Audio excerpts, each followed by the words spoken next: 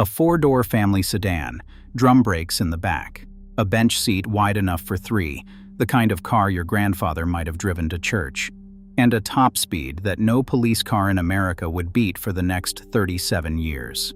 It was built in 1969 by a company that was supposedly making its most ordinary, sensible, forgettable full-size car. Nobody was supposed to remember it. Instead, it set a record that outlived the muscle car, outlived the big block, outlived disco, and stood untouched into the 21st century. So what happened? How did one plain-looking sedan become the fastest cop car in the country? And then, why did American police cars get slower for the next 4 decades? What strangled them? And what, finally, took the crown back? To answer that, we have to start not with the car, but with the impossible list of demands it had to survive. In the late 1960s, if you wanted to sell a police car to the California Highway Patrol, you did not just send them a brochure, you had to pass a test. And the California Highway Patrol's test was brutal. By 1968, their pursuit car specification read less like a fleet order and more like a dare. The engine had to displace at least 420 cubic inches. No small blocks need apply. It had to run knock-free on 100-octane fuel, breathing through a single carburetor. From a standing start, the car had to reach 115 miles per hour by the end of 1 mile, and 125 miles per hour by the end of 2 miles. And then there were the brakes. The car had to make 4 hard stops from 90 miles per hour down to 0, right at the edge of locking up, spaced just 2 minutes apart. Then a panic stop from 60 miles per hour. And after all of that abuse, the brakes still couldn't fade, and they couldn't drag. This wasn't a police package pulled off a dealer order sheet. This was a bespoke, punishing specification written by an agency that patrolled the fastest highways in America and needed cars that could run flat out all day in the desert heat and still stop clean at the end of it. Most cars couldn't do it. But in 1969, one car met that specification so completely that it didn't just pass, it set a benchmark nobody would touch for a generation. That car was the 1969 Dodge Polara. Now, on paper, the Polara was nobody's idea of a legend. It was Dodge's big, full-size sedan, the sensible choice, the fleet car, the airport taxi special. In 1969, it wore Chrysler's new fuselage styling, all smooth slab sides like the body of an airplane. It looked heavy. It was heavy, a full-size body-on-frame car well over 2 tons. But under the hood of the Pursuit version sat the 440 cubic inch Magnum 5.8, 375 horsepower, and more importantly, nearly 480 pound-feet of torque. Behind it, a 3-speed torque flight automatic and a set of highway gears. And at Chrysler's Chelsea Proving Grounds in Michigan, on the big banked oval, that heavy 4-door sedan ran 147 miles per hour. By some accounts, just a whisker under 150. Let that sink in. A 4-door police sedan in 1969 with drum brakes in the back and a bench seat running 147 miles per hour. 0 to 60 in about 6.5 seconds. Through the quarter mile in the low 14s. That was genuine muscle car territory in a car built to carry 2 officers and a prisoner. That record, fastest 4-door police sedan in America, would stand for an astonishingly long time. We'll get to exactly how long and what finally broke it. But hold on to that number. 147. So how did a 2-ton sedan with the aerodynamics of a brick go that fast? Not by being light, it wasn't. It went fast on brute torque. That 440 made so much low-end grunt that the Polara didn't win races off the line. It won them in the middle. And that's the part the officers who drove them never forgot. You could beat a 440 Polara away from a stoplight. Plenty of sports cars could. But once that big Dodge was rolling, once the torque came on song at 70, 80, 90 miles per hour, the gap just closed. The getaway car's lead evaporated in the mid-range. You could outlaunch a 440 cop car. You could not outrun it. The California Highway Patrol knew exactly what they had. They and the Los Angeles Police Department were such important customers that Chrysler built specific parts just for them. The California Highway Patrol even specified its own camshaft grind. And here's the detail that tells you everything about the era. To save money, the California Highway Patrol ordered many of their Polaras without power steering, even though the car was designed for it.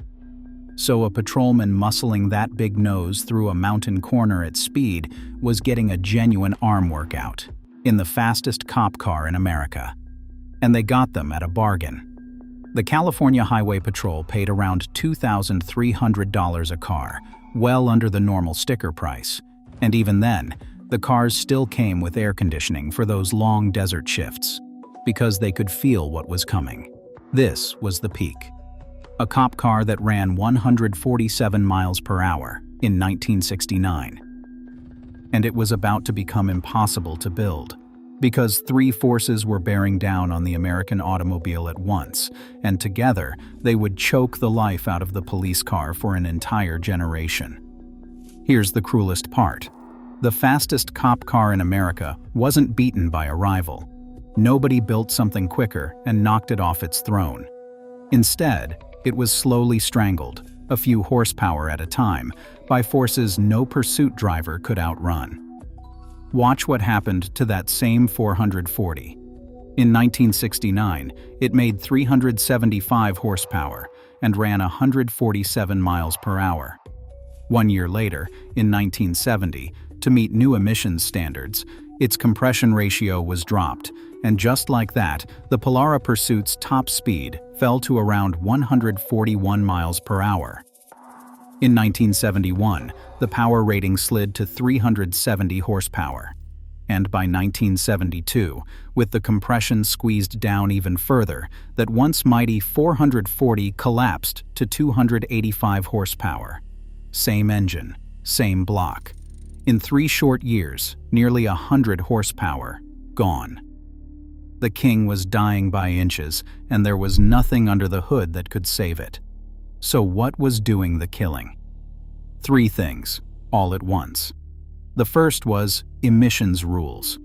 To meet them, compression ratios came down, unleaded fuel came in, catalytic converters and smog equipment got bolted on. The old, honest gross horsepower figures gave way to lower, sadder net numbers. The second was fuel. The oil crises of 1973 and 1979 turned a big, thirsty V8 from an asset into a liability almost overnight. Agencies watching their fuel budgets started asking whether they really needed 440 cubic inches. And the third was downsizing. To save weight and fuel, the cars themselves shrank. By 1978, the police Dodge and Plymouth had dropped from the big full-size platform down to a smaller, mid-size body.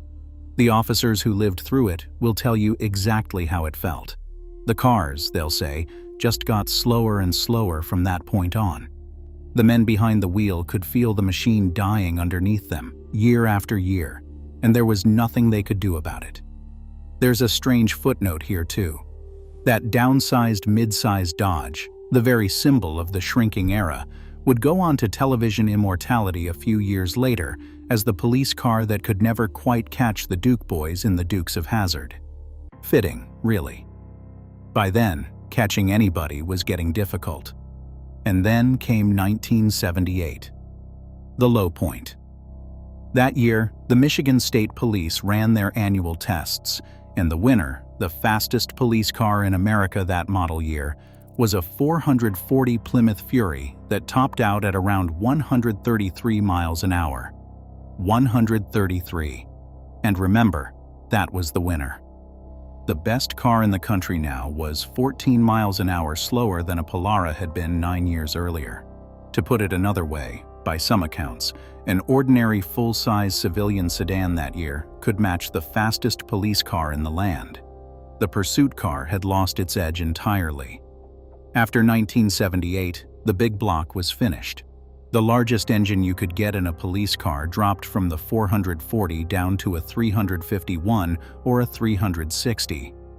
The muscle-bound cop cars of the 60s were officially dead.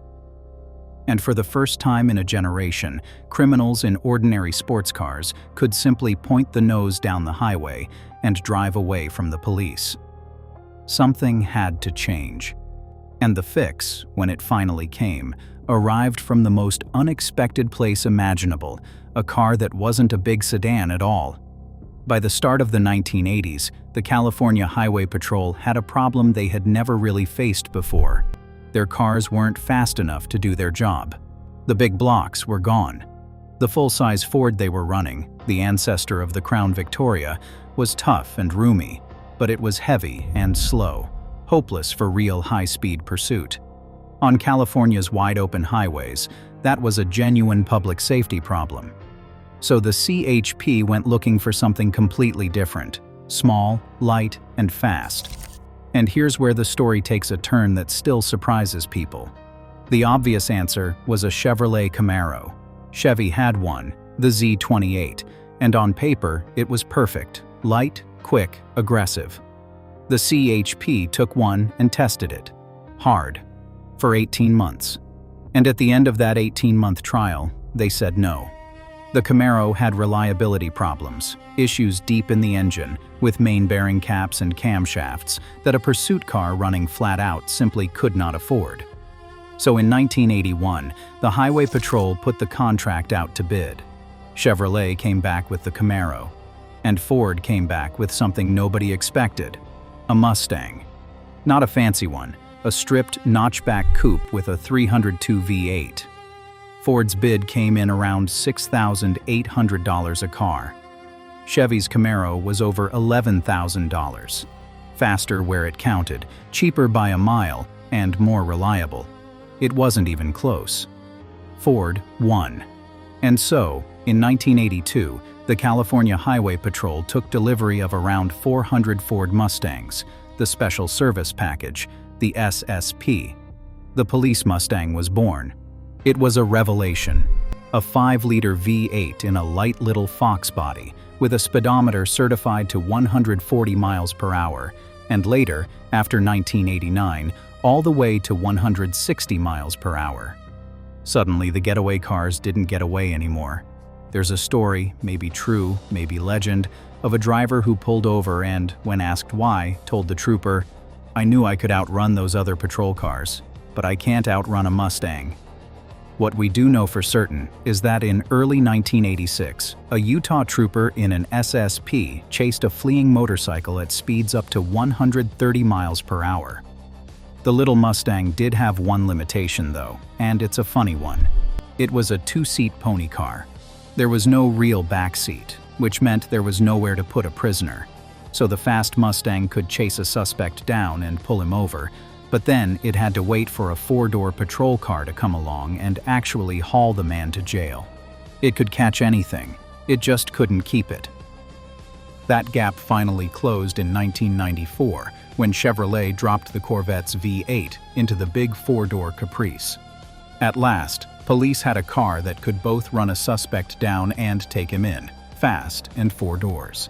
But here's the thing. For all its speed, even the Mustang couldn't do the one thing that the 1969 Dodge had done. It couldn't beat every other police car's outright top speed. Nearly 2 decades had passed, and the Polara's record still stood. It would take until the 21st century, and a car wearing the very same badge as the record holder, to finally break it. Think about how long that record lasted. 147 miles per hour. Set in 1969. Through the entire malaise era, through the fuel crises, through the Mustang years, through the whole the 1990s. You'll sometimes read that a 1994 Caprice broke it. Chevrolet certainly claimed as much, based on testing at their own proving grounds. But when the Michigan State Police put that same Caprice through their independent tests, it topped out at 135 miles per hour. It was a superb police car. It won its year outright, but it never actually beat the Polara's top speed number. The old Dodge still stood. It wasn't until 2006, 37 years after that run at Chelsea, that a police car finally, officially, went faster. And there's a beautiful symmetry to it. The record was set by a Dodge, and it was broken by a Dodge. The 2006 Dodge Charger Pursuit, with its Hemi 5.8, ran 150 miles per hour in Michigan State Police testing. The crown that a fuselage-bodied Polara had taken in 1969 finally passed to its distant descendant, wearing the same ram's head badge nearly 4 decades later. So here's what that 37-year gap really means. For nearly 4 decades, with all the advances in engineering, fuel injection, aerodynamics, and technology, American police could not build a 4-door car that would beat the top speed of one heavy Dodge sedan from 1969. The big block era wasn't just a high point for the police car. For outright speed, it was the high point, and everything that came after was the industry slowly clawing its way back to a number Chrysler had already hit before the first man walked on the moon. The fastest cop car ever built wasn't the newest. It wasn't the most sophisticated.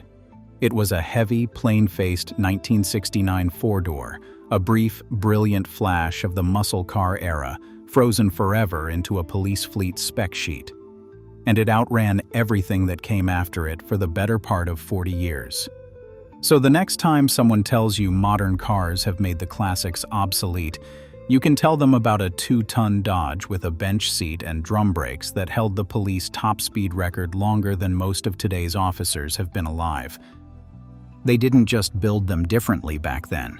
For one shining moment, they built them faster than anyone would manage again for a very, very long time. This has been Badges and Chrome, the channel that covers the police car's history almost forgot. If you enjoyed this one, there's a subscribe button down there that would love to meet you. Remember the number 147, and I'll see you in the next one.